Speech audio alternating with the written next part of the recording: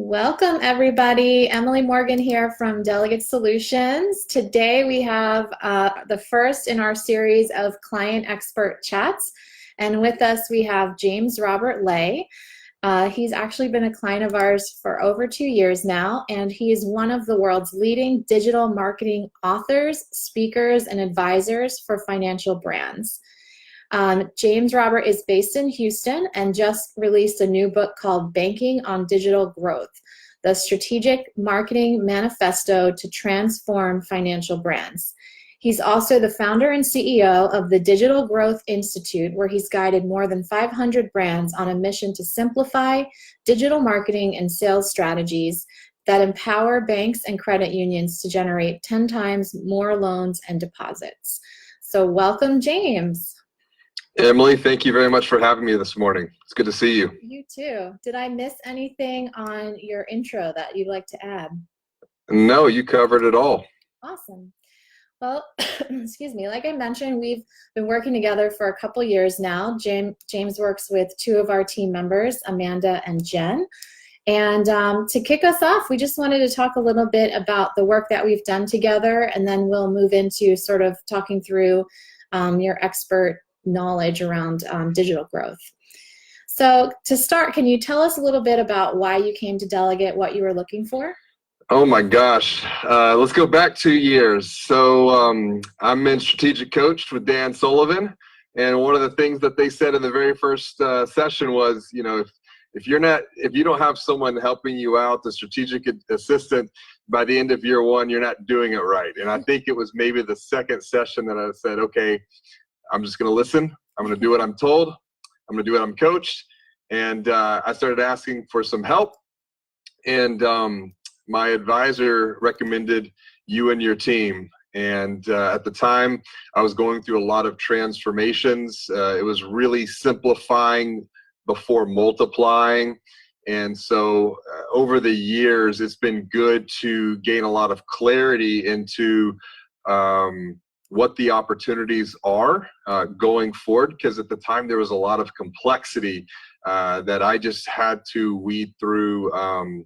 Amanda's been great providing that guidance, that support, as has Jennifer.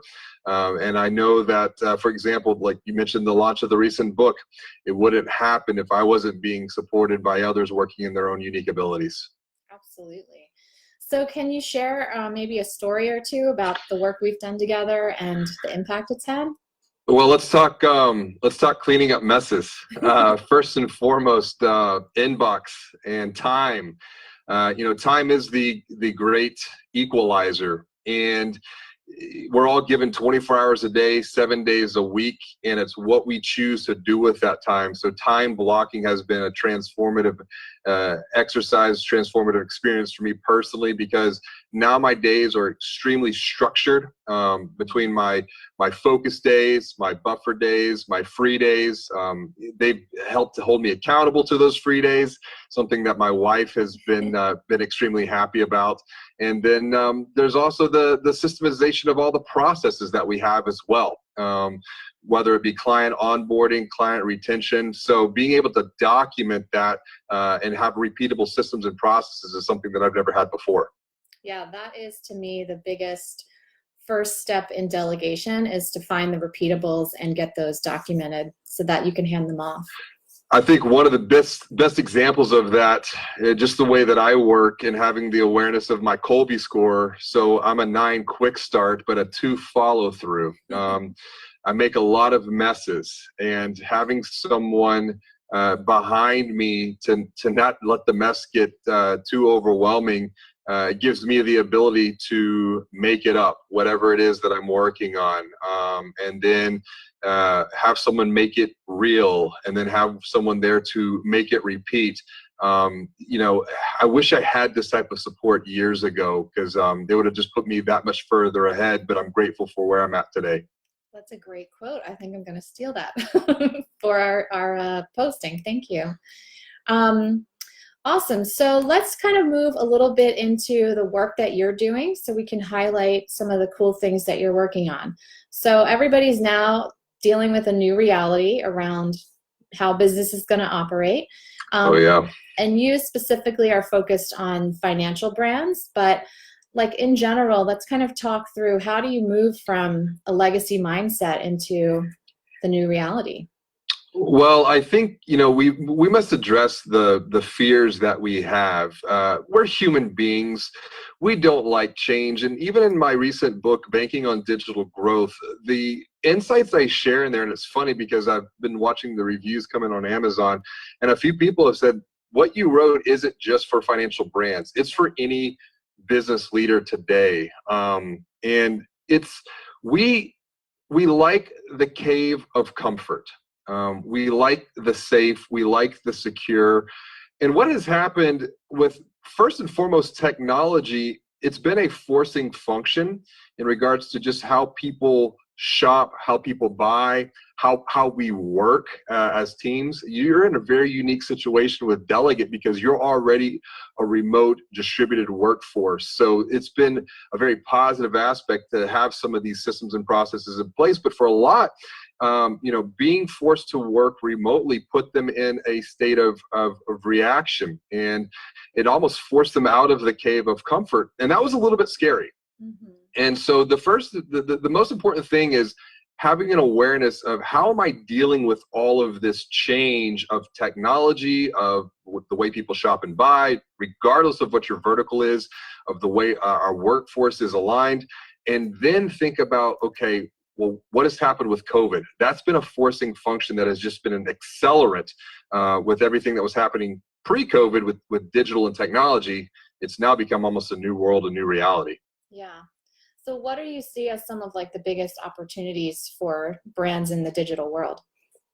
Let's take a look at just the way that you're positioned first and foremost from a lead generation and acquisition growth perspective. And what I mean by that is, regardless of your vertical, whether it be financial services, healthcare, education, retail, the way that people shop and buy, 85% of their decisions are already made before they reach out to you online, through a live chat. Sometimes they even might pick up the phone and give someone a call. But the consumer is in control of the buying journey. They're more empowered. They have the knowledge and the education at their fingertips. Think about yourself. When you have a question, what do? You Google it. And so Google is being able to be found in Google, and then provide someone with the information, be proactive, answer the questions that they might have even before they ask them, is a way to nurture and guide them along that buying journey. Yeah, so strong presence in Google is what I'm hearing as one of your top recommendations. Strong presence in Google, and not only that, really thinking about the role that you play in the stories you tell, both to yourself and to your prospects and to your clients. And what I mean by that is, a lot of brands today incorrectly think of themselves as the heroes of the stories that they tell. They want to go in and they want to save someone. But if we think back to ninth grade literature, which, I got to shout out to my teacher, who was Miss Bungo. I never thought what I learned almost 25 years ago would be applicable today in my career. There can only be two heroes in a story. You have a protagonist and you have an antagonist, or a hero and an anti-hero. And again, consumers are always the heroes in their own mind. So when we position ourselves as the hero, as the saviors to them, they almost put a wall up because it's, can I trust you? So rethinking that role to become, I say, even a more valuable character, which is the role of the helpful guide, the Obi-Wan Kenobis of the stories, the Mr. Miyagi's, because people aren't looking for a hero per se. They're looking for a guide that they can trust to get them beyond whatever question they have, whatever concern they have, and help navigate the complexities of whatever the reality is to get them to a bigger, better, brighter future.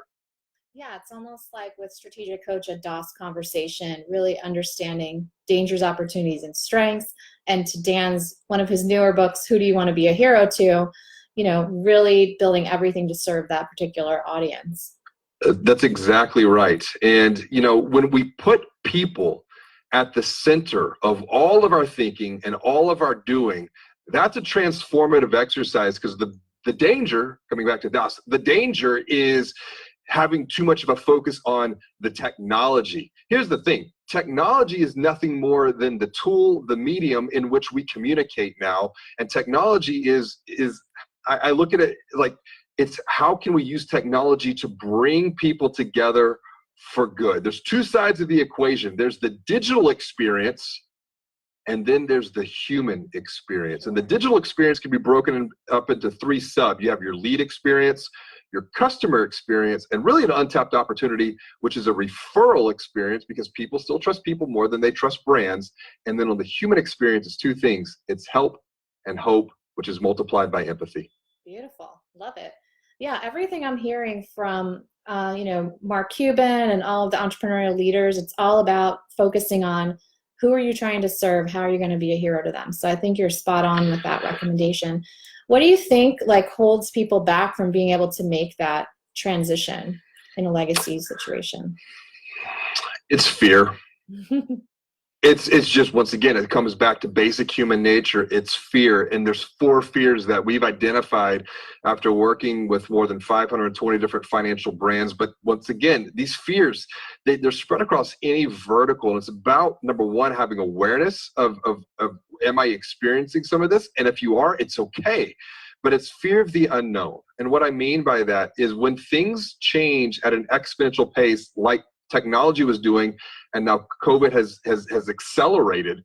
I don't know what I don't know. Well, that's okay. So what do? We become lifelong learners, and we need to gain clarity into just what the new opportunities are. So clarity is the first step forward. Then we are going to bump up against the fear of change and the fear of failure, because I've been successful up to this point in my life, my career, my business. That's great. But what got us to where we are today won't get us to where we need to go tomorrow. Yeah. And then the last thing is the fear of success. Am I going to be able to be successful? And if I am, do I have the systems, the support, the infrastructure to handle that success, that digital success, or will it, topple and fall because I don't have a strong foundation? Yeah, we really have to be constantly evolving and getting better. You can't just stand still or you become obsolete, or crazy times. I'm finding a week is like a quarter is like a year. Yeah, what a decade this month has been, right? Exactly. And I think, to follow up to that, we can go back and we can look at history. And I write about this in the book. I write about what we're moving into, the 4th industrial revolution, or the age of AI. And if you go back and you study history, as we move from human-powered work in the late 1700s and animal-powered work, to moving into more of getting into machines, the steam engine, the locomotive, and then we move from that into the industrial revolution with electricity and getting the mass production. And then we move into the 1960s. We have IBM coming online, computers, and then the internet. But we're moving into the 4th industrial revolution, the age of AI. And that scares a lot of people because it's like, is Skynet going to take over? I wouldn't worry too much about that. As we move through each one of these revolutions, we also see something happening at the macro level, a lot of societal conflict, which is we're seeing that play out today. Once again, it comes back to keeping your focus on people. What can I do as a business leader to put people first, to turn outwards? Don't turn inwards. If you turn inwards, you go back into the cave. It's not going to be very nice going forward for yourself. Yeah, you kind of lose track of, like we were just talking about, who you're here to serve. I know my industry, virtual assistant, has been marginalized by AI somewhat. And they're even going so far as to call the technology, the tools, virtual assistants. So I think that's confusing the marketplace. Like, what are we supposed to call ourselves now? Because we're totally different. So. But I do want to address that, because it's one thing to have AI expand your capabilities, give you an exponential factor. but it's a very different thing to have that human connection. And that's why I'm looking in today's digital world, humanity is a differentiator, because think about coaching, think about guidance, think about advisory. It's one thing to be held accountable by AI, but whenever I have to sit across the table or across the screen as we're doing right now and look into your eyes and you ask me, did I do what I said I was going to do? There's an exponential level of accountability tied to that human being on the other side of the table. 100%. And that's actually one of our core values, is do what you say at Delegate. But as I've watched AI kind of creep in around virtual assistant, I've always taken the position that we will always stay relevant, because what we do is high touch. It's very personal, and yes, I think that relationship can't be replicated with AI. So we're focused on that relationship. I love it. To stay relevant. Anyway, amazing content. Thank you. What else are you working on that you want people to know about, or where should we send them for more info?